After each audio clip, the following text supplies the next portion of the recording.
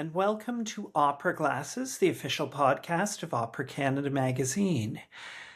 It is my real pleasure today to be speaking with someone that I've never met before. This is Hannah Moscovitch. Hannah is a great Canadian playwright. I actually first became familiar with her work in some very small one-act pieces that were done at the Summer Works Festival back in the mid-2000s. I'm thinking about the Russian play in particular. But since that time, Hannah is a much awarded Canadian playwright. She won the 2021 Governor General's Award for English Language Drama. She has been nominated for and won awards in New York and in Edinburgh at their Fringe Festival. She is a really, truly great Canadian playwright. And we're speaking with her today on the Opera Glasses podcast because her opera, which she wrote with the composer Rene Orth, is set for premiere this month in Toronto, at least for its Canadian premiere. So I wanted to explore how all of this came about, why someone goes from writing plays into exploring opera and where the attraction lies. And I thought this is also the first time that I think that we've had a librettist or a playwright on the Opera Glasses podcast. So I'm really pleased to speak with her today. Welcome, Hannah, and thank you for joining us. Thanks so much for having me. It's really great to have you. Why don't you start by telling the listeners a bit about your background, how you started being a writer, why you got into playwriting. Oh, sure. That's a long time back. So, yeah, I went to the National Theatre School of Canada in Montreal. I trained as an actor, but I think, I had mistaken loving text for inhabiting character. And I wanted to be a writer all along, but I didn't have language for that or couldn't articulate it when I was a teenager. But it was clear, I think, to everyone except for me that I wanted to have a hand in the creation of work and be a primary creator. And I had a vision and a voice, and that's what I wanted to do. And so I started writing plays. I served for a long time in Toronto, 5, 6 years before I got anywhere as a writer. And then I started doing my own work and producing it at festivals like Summer Works Festival. And then more established theater companies started commissioning me, and I became an artist in residence and had a career as a playwright. I've ended up working across mediums. I mostly work in television and film these days. And I wrote 4 operas, the last of which was with Rene Orth. 4 operas is quite an accomplishment, but I'm going to go back one step further. So you wanted to be a writer, you wanted to work with text, but you were at the National Theatre School as an actor. Did you ever think about writing fiction, about writing short stories, about writing novels? Did that ever appeal to you? Yeah, I think so when I was younger, but then I think, I got tricked into this because I went to the National Theatre School. That was what I knew, and I had spent years and years of my life just being on stage and being around the theater. That was what I started writing for. But since then, yeah, I've written um, in a variety of mediums. You were an actor, you went to the National Theatre School. Were you interested in the collaborative process? Because I would imagine that creating a play is a much more collaborative process than sitting at home by yourself and writing a novel, recognizing, of course, the editing process and people involved in that.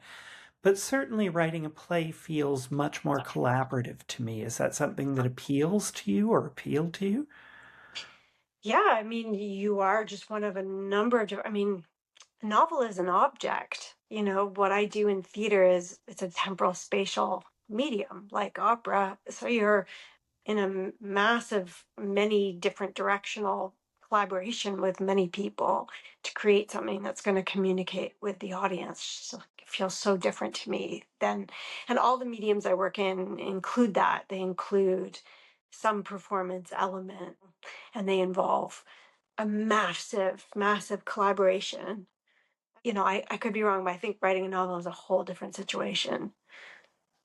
Now, you took part in Tapestry Opera's Composer Librettist Laboratory, the LIBLAB, which is a great program that they run every summer where people who are composers and writers who want to experiment in this opera form participate and do a 1 week marathon training session, basically.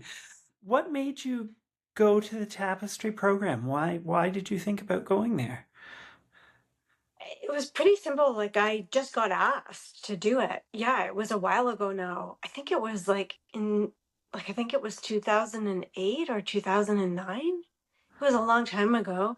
And I I was I was curious, and I was restless in theater, and I wanted to try out other mediums. And what were your takeaways from that week? What did you learn particularly? I really liked that music carried emotion. She seems really simple, but it was what I liked about it. And I liked that there was something other than my words to offer an audience and that would communicate meaning with the audience. And I liked the collaborators I met. I liked Lemby Beecher, who I ended up writing 3 operas with, and I found the world of opera really surprising. It wasn't anything like theater or TV and film. It felt very distinct. And what made it distinct, do you think? It felt like there's an emphasis in the writing on poetry and the poeticism of language, which I appreciated. It allows you to write something stylized rather than grounded in realism. And then I think I was endlessly surprised about what constituted a libretto. It seemed like you could write something that didn't have a story in it and just poetry, and that was a libretto. Or you could write something that was like a full melodrama, with like lots of murdering and raping, and that was also a libretto. And so it seemed like there was something about the medium that was not being dictated by story as I understood it, that the whole medium was being dictated by, I think, music. And so that creates this unbelievable freedom because nobody cares what you write.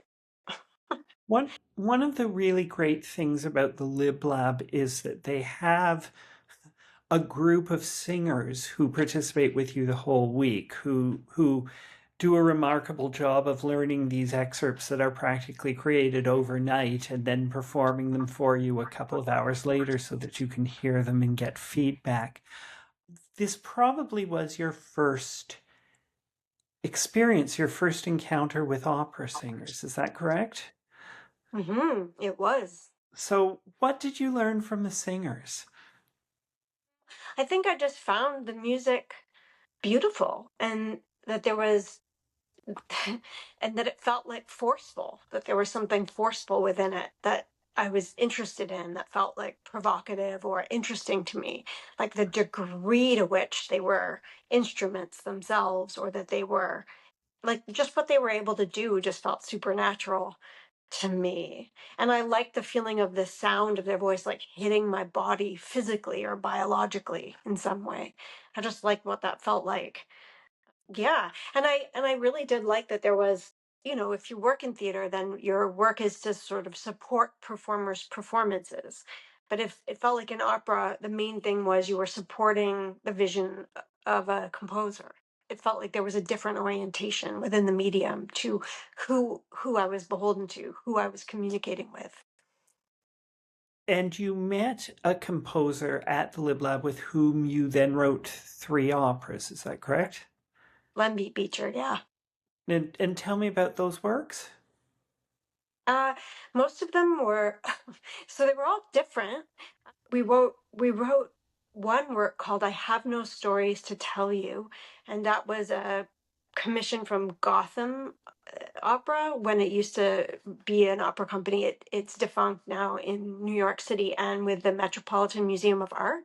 So it was staged at the Metropolitan Museum of Art, which was quite beautiful. We wrote we wrote another one called Sky on Swings that was with Opera Philadelphia, about 2 women who fall in love but have Alzheimer's. And then we wrote another one called Sophia's Forest, a dark fairy tale combined with an immigration story. Sophia's Forest had its Canadian premiere, is that right? Yeah, it Was the did. Vancouver City Opera production its first? That was its second. All of my operas, I've had this secret American opera career that nobody in Canada has known about. I've just been working on operas down in the States, just churning them out. No one knows why. I've just been up to that for about 10 years. So you've had a secret American career in opera, but I know that Sophie's Forest was performed by City Opera Vancouver I think last summer in its Canadian debut. And another of your pieces has a Canadian debut coming up. Now I'm going to try to get all of the credits right as I list this. So, 10 Days in a Madhouse is being presented by Tapestry Opera in collaboration with Luminato and with the Canadian Opera Company. The opera itself was co commissioned by Tapestry with Opera Philadelphia in the States. So I assume the work has already been seen in Philadelphia. Is that correct? That's right, yeah. And how was that production? Were you happy with it? Oh, it was beautiful. Yeah. So it was Joanna Settle, the director, who is going to be in Toronto, remaking her production in Philadelphia. But I'd worked with her on a couple of operas before with Lemby Beecher, so she's a collaborator of mine who I really love. There was a number of people working on that production who are brilliant artists, and so I felt really lucky. And what can you tell us about this opera? What about its story and about the genesis, how it became an opera for you? So, Opera Philadelphia, because I had been working with Lemby, they introduced me to Rene Orth, who is the composer of 10 Days in a Madhouse, and she knew about Nellie Bly, and so she referred me to Nellie Bly's book, 10 Days in a Madhouse. And so Nellie Bly was a pioneering investigative journalist who lived in the 1860s. Well, or this is took place in the 1860s, and she pretended to be mad so that she could go and visit an insane asylum and see like what the circumstances were of women. It was an insane asylum for women, and so she could go in and see on the inside as an insane person what the circumstances were of this insane asylum. And That's yeah, that's fascinating. She wrote a book about this. It's her yeah. book. Nellie Bly's book, it's called 10 Days in a Madhouse. She's a historical figure, American, and this occurred in New York City. And yeah, so she went into this madhouse, and mostly what she discovers is nobody can tell the difference between people who are insane and people who are not insane, because as soon as she got in there, she acted sane and she tried to convince people she was sane, but they didn't believe her. And then the circumstances within the insane asylum were such that she saw that they would drive anybody insane. So even if you went in and you weren't insane, you would be insane by the time you got out, or that the circumstances within it would drive you insane. The circumstances were appalling. Yeah, I'm fascinated because I certainly don't know Nellie Bly's story, but the idea of a female investigative reporter in the mid 1860s. 19th centuries, working in the Yeah. 1860s, is is fascinating to me. Were there others? Do you know of other women who were doing this at the time? No, and in fact, there weren't even men really doing it. Like it was she pioneered a whole new form of investigative journalism where you put yourself in those circumstances in order to report on them. And so she is, before any terminology exists to describe her, she is a feminist, and she was doing something, and she went in and then she spent a lot of, she advocated for the women who were in there who were being treated horrifically and who weren't insane, or at least if they were, it was only because of where they were. And it seemed to be just sort of a collection of women who were being thrown in the garbage because they were poor, or because they were grieving, or because they were English second language, or because they were racialized, or because of racism. So it just seemed like it was this holding pen for all these women people didn't want. It had nothing to do with madness or non-madness. And so she exposed that. As a result of her reporting, did any of these conditions change? Did anything Yeah. happen at that institution? So, Mhm. are you able to tell us the end, or is this a spoiler? I suppose it's not a spoiler if we can all look it up, if it's a You can true Google story. it, like it's really readily available. But yeah, no, a lot changed because of what she did and how she reported it. And it was undeniable because she had gone in and she was reporting from the inside. She didn't talk to people. Like, she didn't talk to the doctors and the wardens she became one of the she became one of the mad women, and then she reported on what it was like to be within that asylum from the inside. And so everyone had to listen. That's really quite amazing. And so, when Rene Orth, who's the composer, sent you to this, did the operatic possibility strike you immediately? Well, in a weird way, I trust her instincts more than mine about what's going to be operatic. Like, I'm a writer, I'm not a composer, so I can't, in some ways. Someone said to me, and it was like maybe the most helpful thing someone ever said was, and I can't even remember who said it, but they said, like, you have to imagine that every line you write is being screamed. Does it work if you scream it? Like, every line that you write for opera has to be screamable. And I was like, oh, that's this is a really helpful way to think about it. So everything has to be at some heightened level. And it felt for sure like that level of having to pretend you're mad, and then also kind of be in there with a bunch of people who were on the spectrum of mad to being made mad to being totally mad because of their circumstances. All of that collection of people, that felt very choral and mad and screamable, like all of that. And so it all felt really worthy of trying to figure out in an operatic form. This is a slightly larger opera because I just received notice from Tapestry about the chorus of women. So I know that you actually have a female chorus of, I'm assuming, residents in the Madhouse. Is that correct? Hmm. Yeah. Was this the first time you had written a piece that included a an ensemble in that way? Yeah. How is writing for a collective voice different, or did you do that at all? I did. I mean, they do. They perform as a sort of chorus.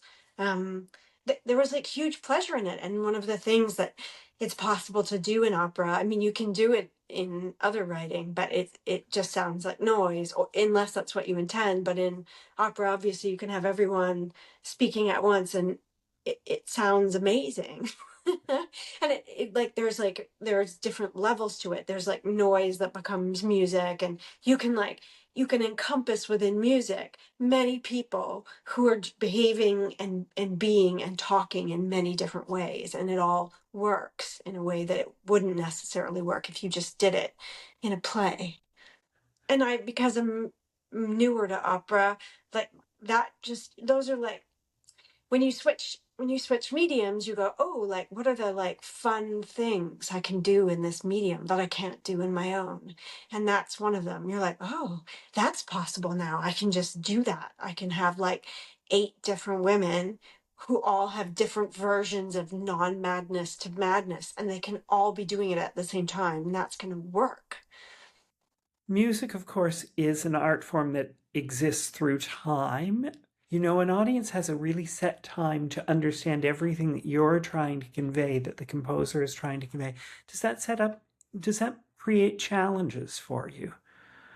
Well, it forces you to essentialize and to write minimally. Like, you have to do something different than you do in a play.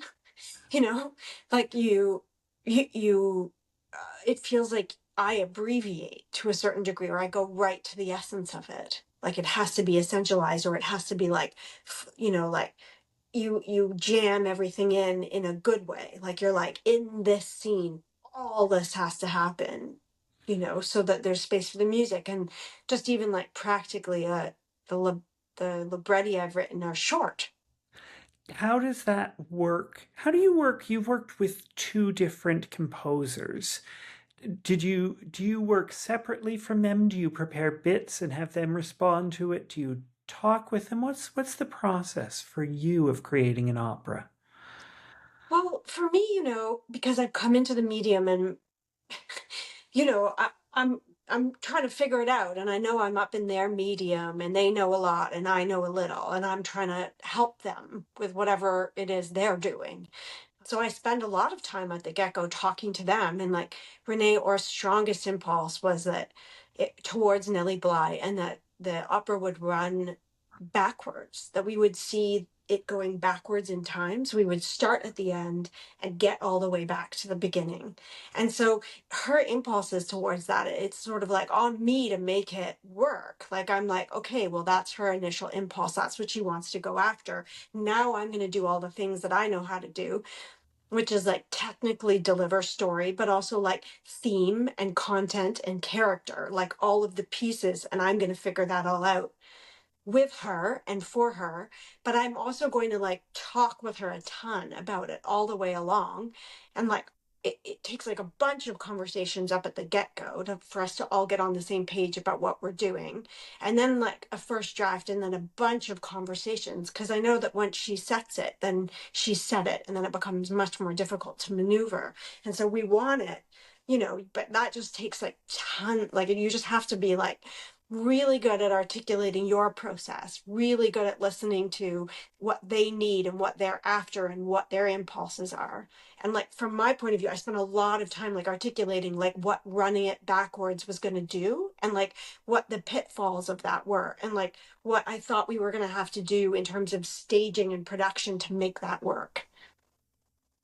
That's that's actually a really challenging stage technique, and I can think of a number of plays that have been written in a backwards chronology. But you have to, it's it must be challenging to pick up. Okay, so I have to tell the audience this so that they understand where this came from, but also then can see it. Is that right? Mm-hmm.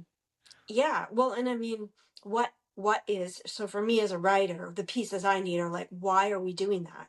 What's the story of telling it backwards? What's the intent of that? Why are we doing that? And then like, can the audience follow that? Because it's actually counterintuitive. All story is goes forward.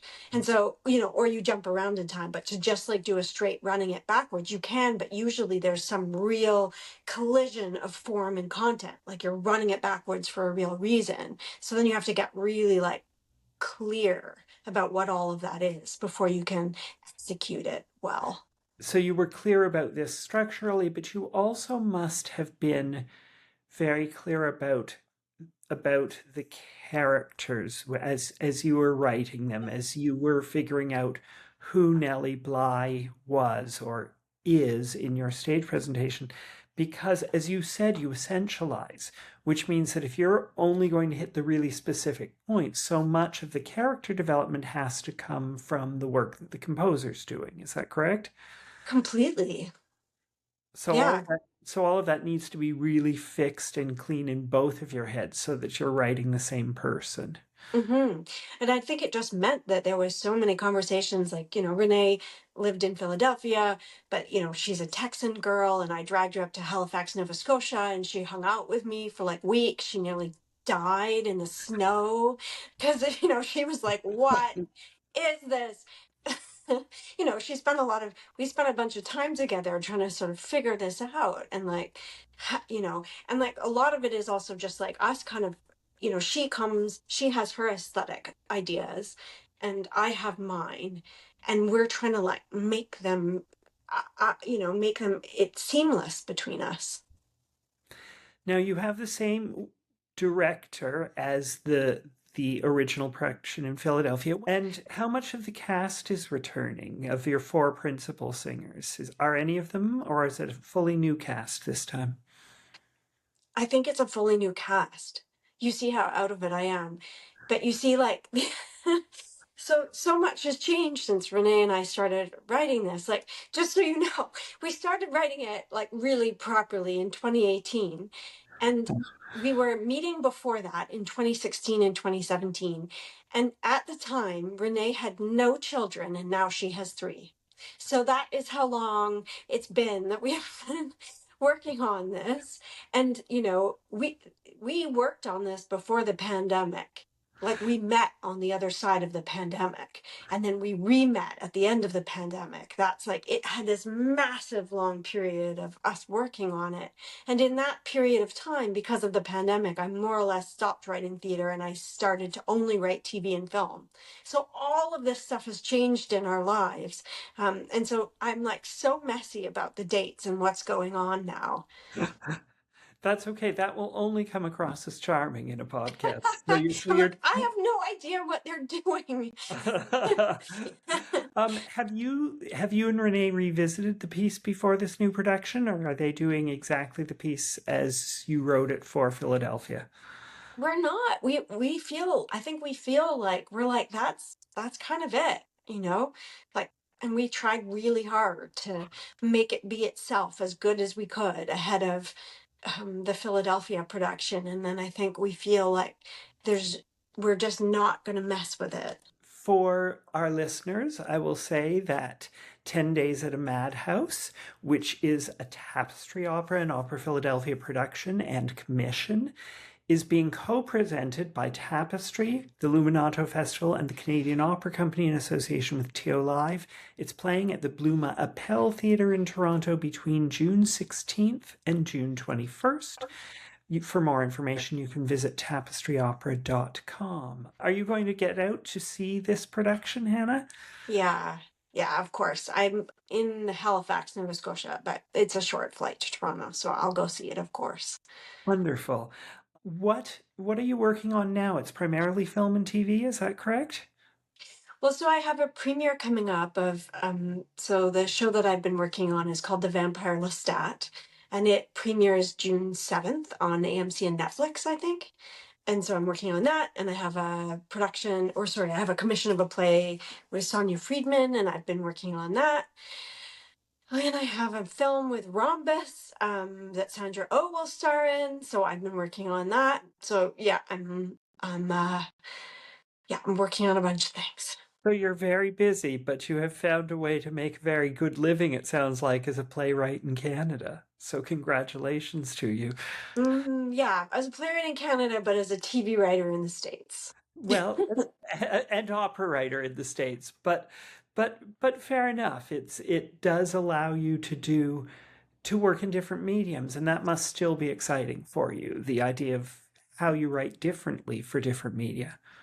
Yeah, it's been really good for me. I feel like I've learned a huge amount about writing in general by switching mediums.